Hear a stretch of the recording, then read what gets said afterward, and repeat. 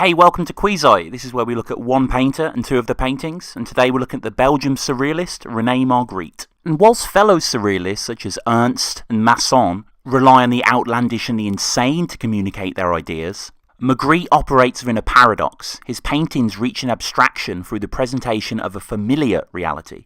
Amidst his skillful natural brushwork, there comes a truthfulness to whatever his diverse mind imagines. Experiences here then becoming surreal and uncomfortable, precisely because of the intrusion of the commonplace. We see this in the quietly disturbing, yet oddly logical, collective invention, with its anatomically reversed mermaid, featuring a fish top and eroticized female bottom half, lying stranded and helpless out on an anonymous shore. From the back of the image, Magritte has the waves curving forward, gently ushering our eyes to the uncomfortably glassy gaze of the unseemly synthesis.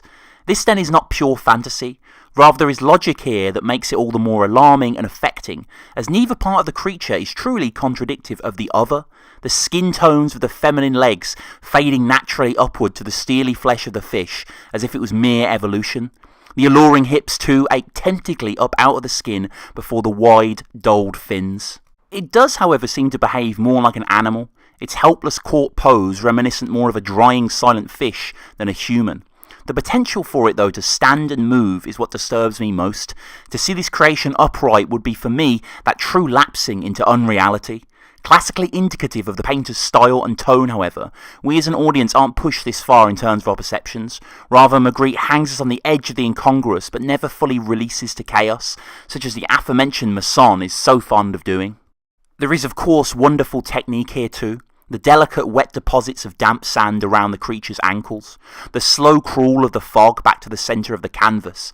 Magritte really can paint, and it's quite incredible he could conjure such alarming ideas and still execute them in such an elegant and refined yet cowing manner. Through such fragmented verisimilitude comes questions. Most importantly of all perhaps, where did this come from? Well, the sea behind, of course, so why then does it exist? Who caught it? The fish looking out to us seems as ignorant and perplexed as we will always be. Similar to the feeling that the mutant of collective invention could rise up and gawp forward, Magritte within the month of the grape harvest plays menacingly with potential. Though only two clear rows of the anonymous bowler-hatted men can be seen sealing the window view, more can be discerned by looking deeper.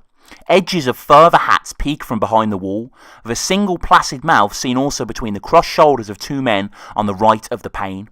Through their synonymous height, a clear division between themselves and the view above is defined, a barricade that adopts an odd aggression in spite of the monotone passivity held by all. There's a profound poetry here, one that dwells upon the impossibility of keeping out the outside world. Shutting windows or closing doors then is but an illusion that we are in effect stopping anything. Arguably a window that looks out to the world rather than this army of men is just as confrontational in its reminders of a time in existence that carries on without you. The hollowness of the room suggests that the people themselves are staring out into nothing.